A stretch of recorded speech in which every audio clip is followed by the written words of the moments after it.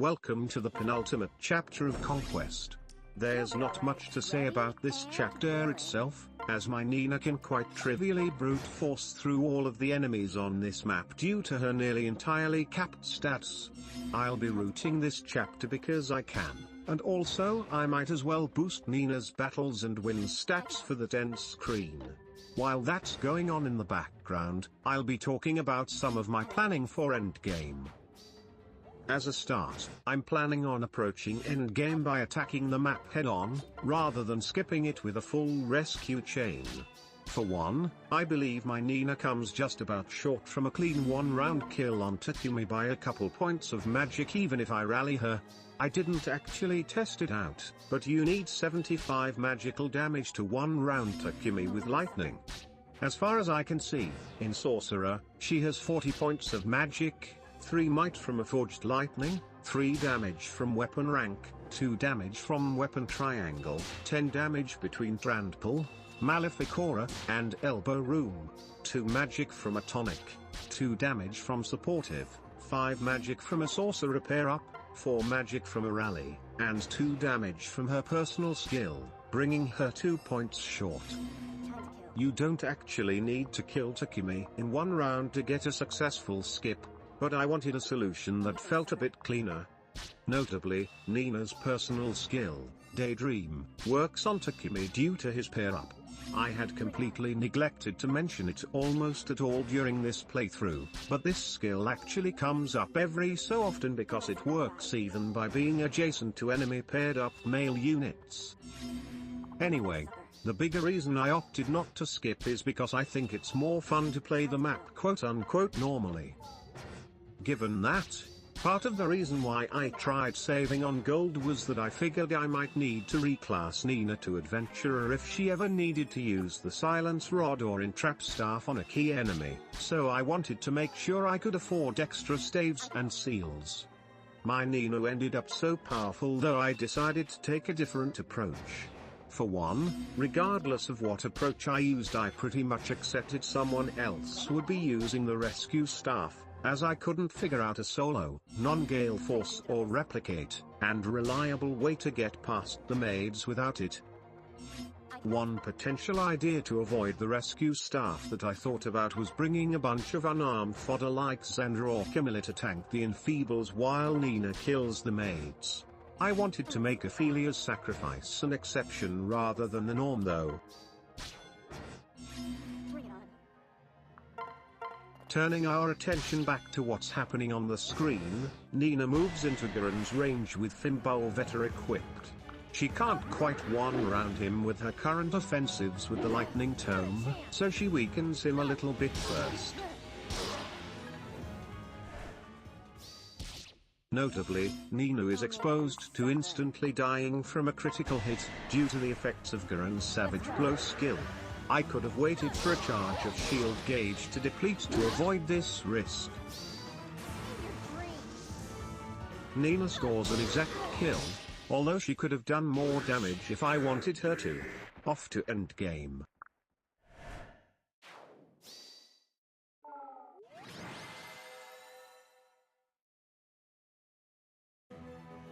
Here we are, the final chapter. Using her friendship with Elise, Corrin reclasses to maid so she can use the rescue rods we've picked up over the course of the playthrough. Notably, I gave her the extra Seraph robe from chapter 26, since I was able to cap Nina's HP even in Dark Knight during Shigure's Paralogue already.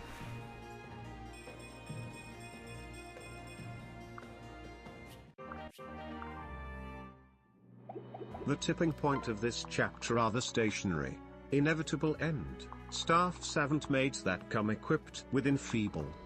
They have huge area denial and are able to pile on and severely weaken Nina to let other enemies finish her off, so they're top priority to eliminate. Given that we're in a solo situation, the freeze maid is problematic too. Once again abusing her enormous 11 movement, Nina can immediately ride up to and eliminate the closest enfeeble maid. For the sake of keeping a good pace, we don't want her to get hit and lose speed, but the Calamity Gate and Shuriken Breaker heavily decrease those chances.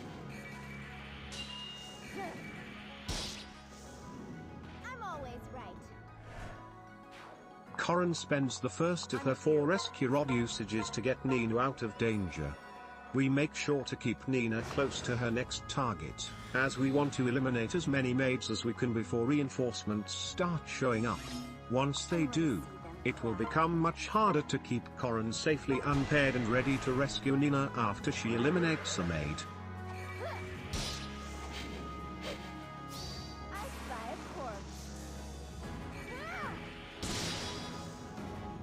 In addition to the Seraph Robe, I've given Corrin every defensive tonic. To rescue Nina, she will be in range of one of the heroes, all of whom double her thanks to Darting Blow, and to Kimmy's special attack that deals half of everyone's max HP is approaching soon. With her defensive buffs though, Corrin is able to survive a single attack. She has Swordbreaker, and just needs to dodge one of the hero's 2 attacks to survive. Notably, I had extra funds to buy an extra speed wing for Corrin, but I didn't bother. Fortunately, Corrin managed to dodge. Aside from boosting her dodge rates further, I actually found a way to eliminate this section of Corrin dodge RNG entirely, which I'll show later. This is the first reasonably consistent strategy I came up with for Nina clearing endgame though, so I wanted to show it off.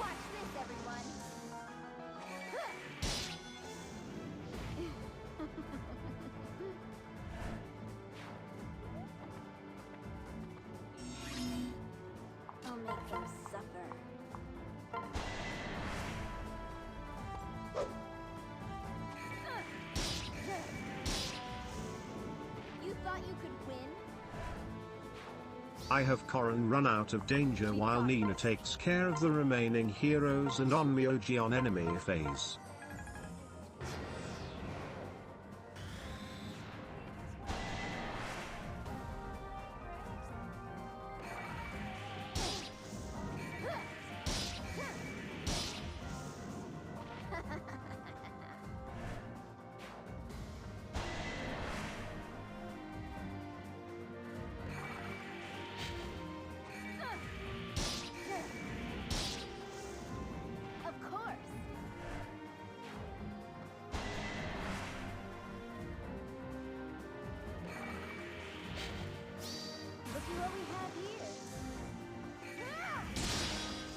After this first set of aggressive enemies are eliminated, we have a brief breather. Nina can once again ride down and eliminate a 3rd maid as Corrin is free and safe to rescue her afterwards.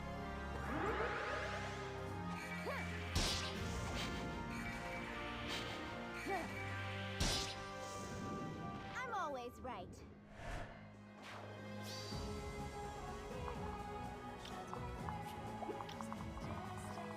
Let's go.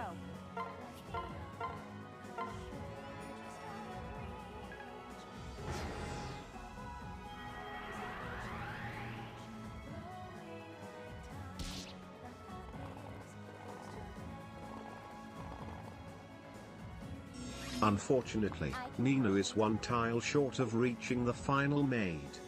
If Corrin was able to rescue Nina from 1 tile further down, Nina could have pulled it off immediately. However, Corrin was 1 movement short to do so. Strategist gives her more movement, but causes her to get 1 shot from a hero, and I didn't have a spare pair of boots to give her.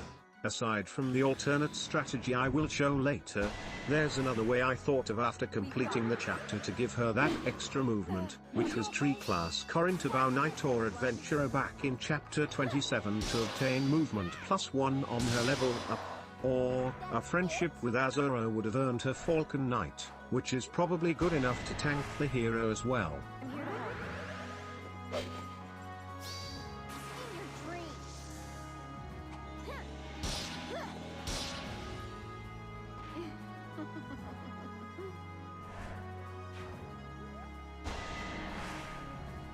You'll be alright. Not a chance.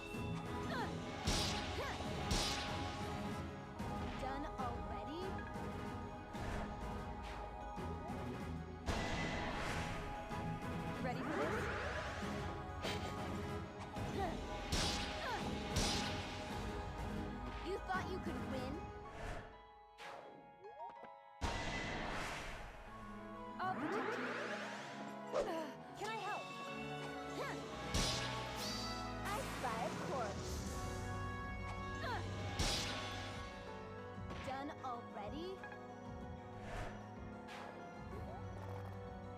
Instead of immediately defeating the maid, Nina engages the mounted paired up reinforcements this turn. We need her to clear them so Corrin has a place to safely cast the final rescue. It doesn't matter too much, but I accidentally attack the faceless instead of one of the mounted enemies here. This is one of the other big unoptimized points in this first draft clear I'm showing you right now. Aside from movement +1 and shuriken breaker which we've discussed already, I have Solent Life Taker equipped for safety purposes. Nina hasn't been in much danger yet, but things get slightly more dicey later on. The last slot went to Dranful, which I sort of mindlessly equipped, but Elbow Room would have been a more appropriate choice.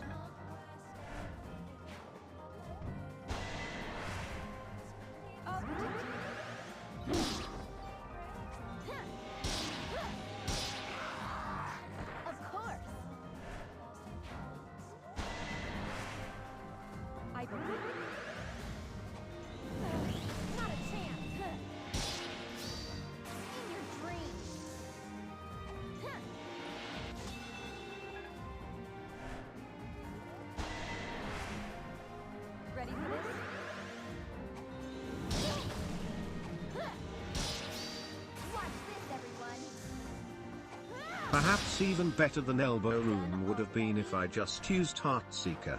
Nina has very spotty hit against these incoming paladins, especially when paired up with Bow Knights. I could have forged my Thimble Vetter or Lightning to make up for the damage difference there, but I don't know if Heartseeker would have messed up any Horse Spirit or Calamity Gate kill thresholds on other enemies though. Either way, I could have also simply used a tome besides Thimble Vetter here and made things much more reliable.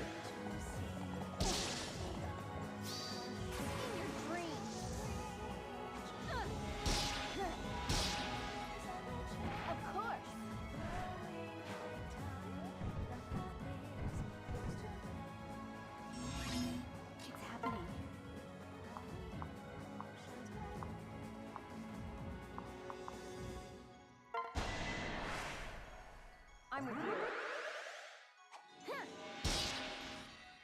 Done already?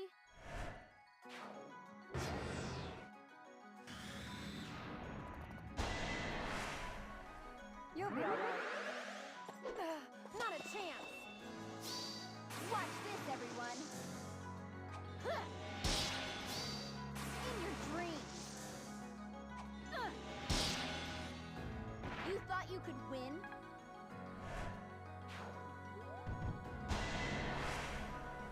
Let's go.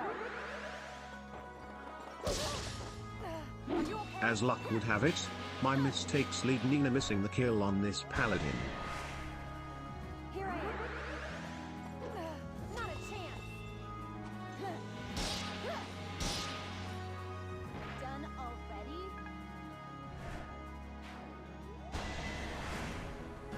I'll protect you.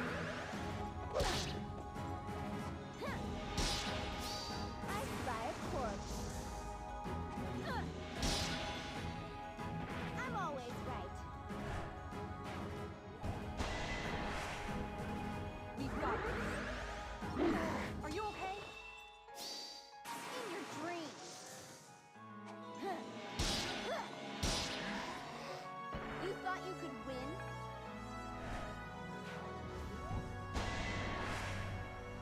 I'll protect you. Looky what we have here.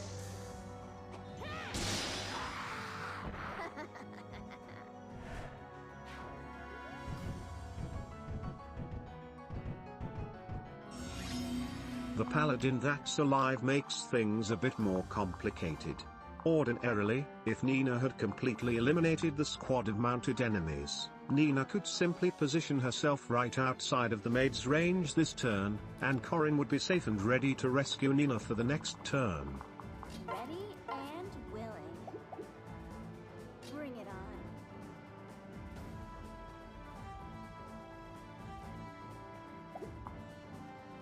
While editing this, I see there actually is a tile I can have Nina wait on that still achieves that scenario by killing the paladin on enemy phase right outside of the maid's range. But I don't realize this in the moment. Instead, I choose to play more passively, and have Nina eliminate the paladin right now. I'm here to help. I spy a corpse. You thought you could win?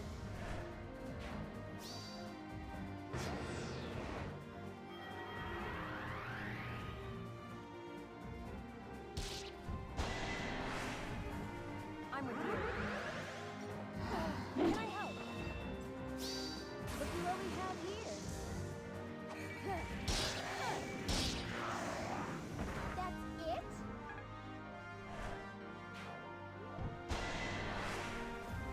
I believe it.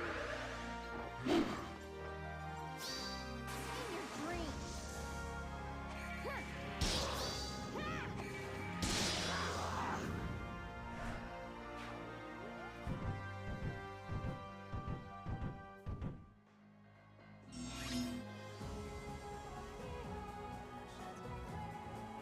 It's happening.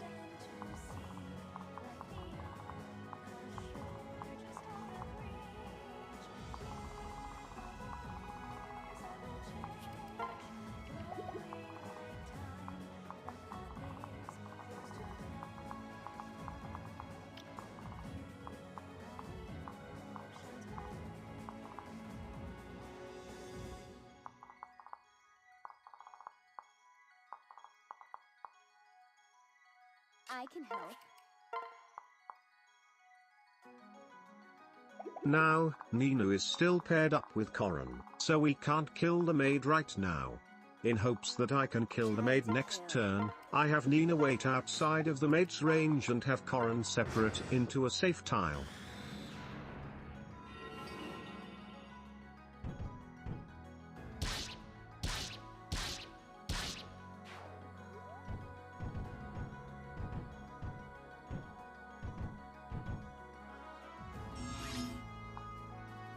Unfortunately, the Faceless are positioned in a way that Corrin can't safely rescue Nina right now.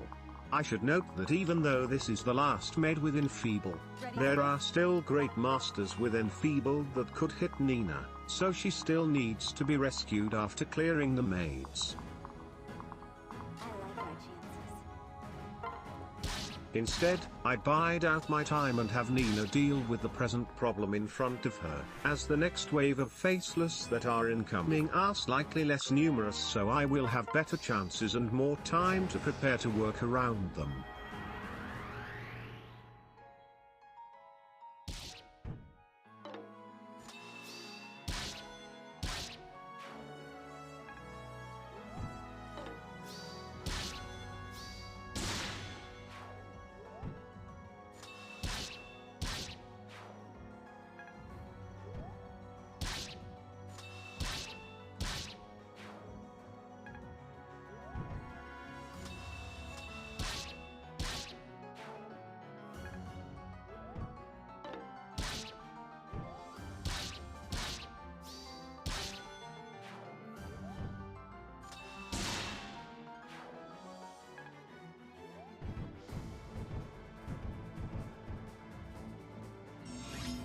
Finally, I actually notice an opportunity to strike. Using the same trick I used in Chapter 18, Corrin can separate behind Nina with the rock protecting her. Corrin has less staff avoid, so as long as the number of units who can attack Corrin is the same as the number of units who can attack Nina, the maid will enfeeble Corrin. The three Faceless below are technically in range of Corrin as the maid doesn't account for Nina's body block. The weakened Faceless to the left doesn't have Nina in range, but it will immediately explode on enemy phase before it's the maid's turn, so it isn't accounted for.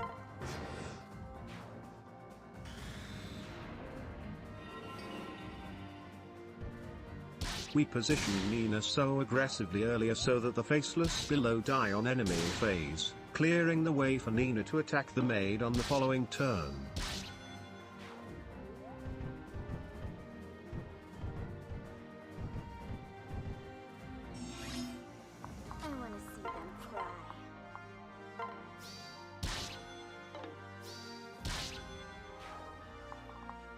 I'm with you. Time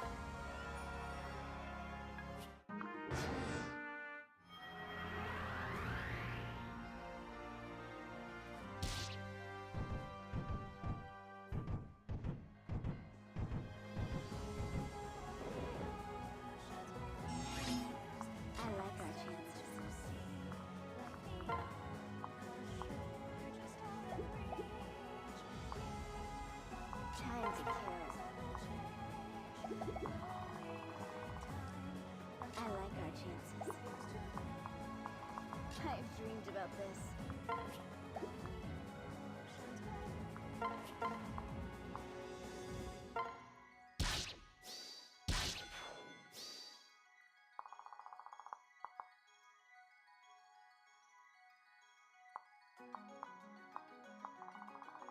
I'm here to help.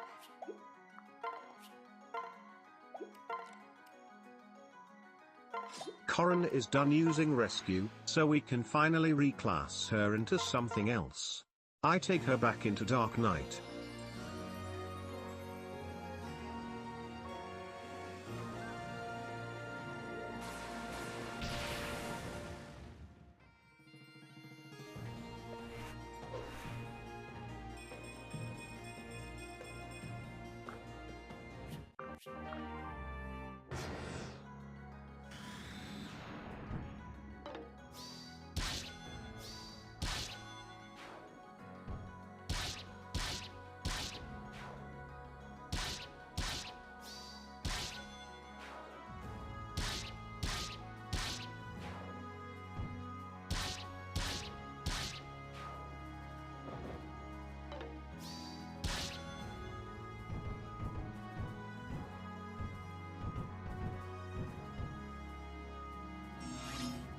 The extra training that Nina did in the previous chapters does actually pay off. Aside from the last bits of defense boosting Nina's survivability in general, a Dark Knight pair-up from Corrin gives Nina 39 physical bulk while holding the Calamity Gate, and more while holding the Horse Spirit. The infinitely respawning Faceless in the map have 39 attack, so they won't even bother moving towards Nina under ordinary circumstances.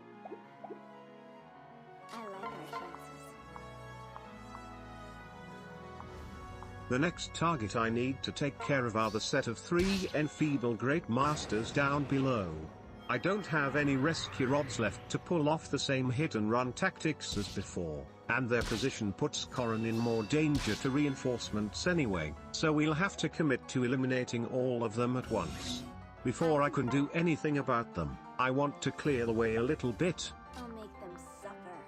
I like our chances. To defeat all the Great Masters at once, there's a tile right above them that will bait all of their regular attacks simultaneously.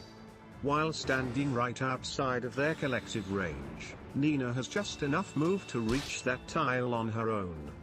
Unfortunately though, the left side of the map still has several generals and master ninjas blocking the way, and the open tile on the right will bait the squad of mounted units up. I choose to engage the mounted enemies.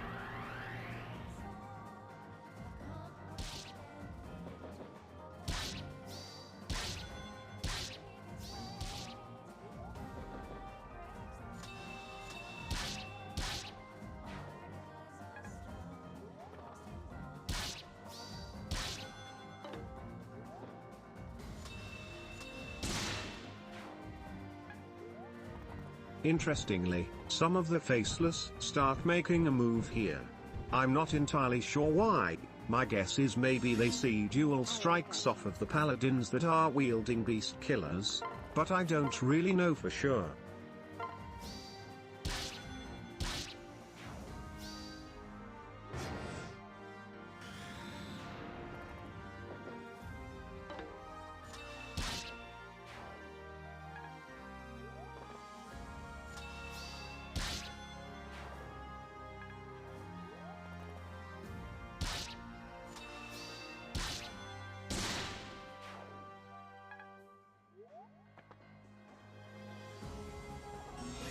Some more beast killer paladins just showed up as reinforcements. They're quite dangerous, so I need to eliminate them before I set up Nina's final advance. It's happening.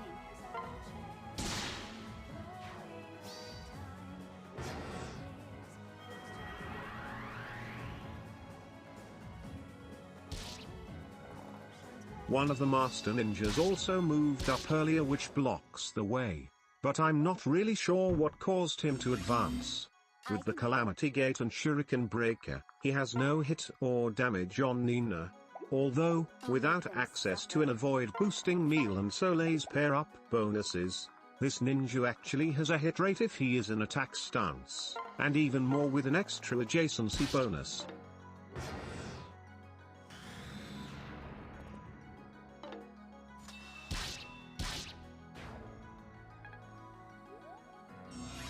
Nina defeats the Master Ninja from right outside of the Great Master's staff range.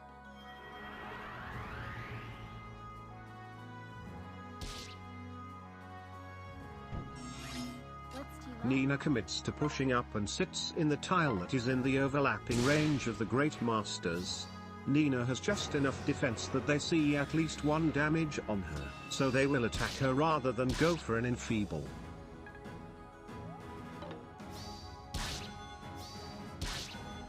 The generals each fall back to try to attack Nina.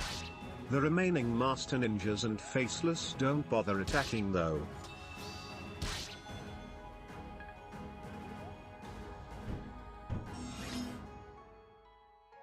Bring it on. Now, a path to Takumi is open. Nina can't kill him immediately, so we wait in his range with Fimbulveta.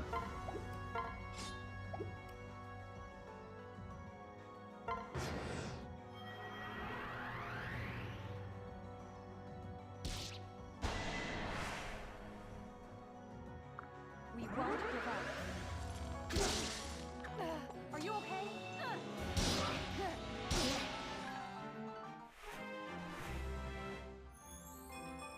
This is...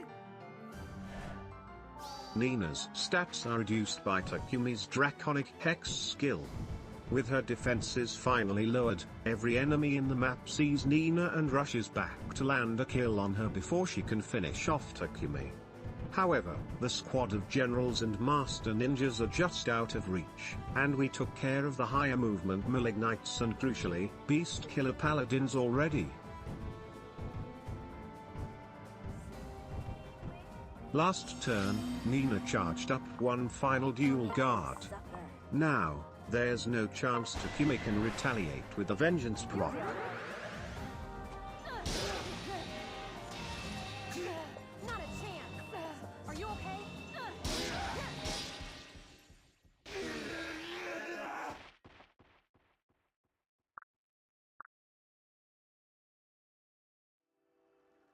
Well, that's the entire campaign cleared. This was my first time going for a solo run in Fates, and I'd say I had a pretty good time. Sorry that some of the chapters were rather boring and slow-paced though. If you're curious, here's that alternative endgame strategy I came up with after my initial recording. I'll just be showing the clear up until I eliminate all 4 mains. I can help. As usual, Nina immediately defeats Ahmed and is rescued by Corrin. I'm with you.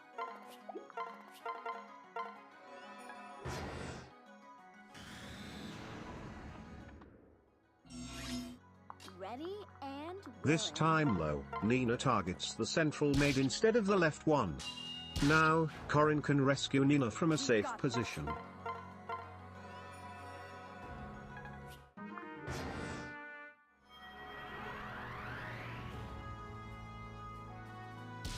This puts Nina in range of one hero and one non-Myoji, each of which also can dual strike off of their peers. Fortunately, she has enough bulk to survive even if they all hit and she doesn't activate Sol. I like our chances. Nina finishes off one of the heroes and then the rest of this first squad on enemy phase. It so happened that Nina had enough HP left to safely attack that hero from melee range and putting her in a position to protect Corrin from the other hero. She can't stand further up, as we want to continue to play aggressively next turn. I want to see them cry. Nina defeats a third maid. Corrin is able to rescue Nina one tile further down than in my previous clear, thanks to her strategist movement.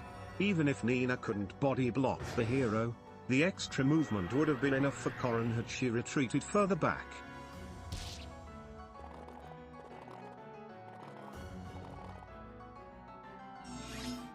I've dreamed about this. With this new position, Nina can immediately defeat the final maid.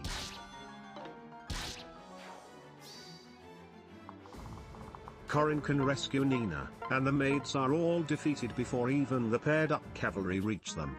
The rest of the clear can play out more or less the same. So, that's about all. I'll end the footage in a moment, but I will say if I have one regret, I do wish I could have played around with the replicate skill in the solo setting a bit more. That being said, I don't really expect to do another solo run of Conquest in the immediate future. Thanks for watching.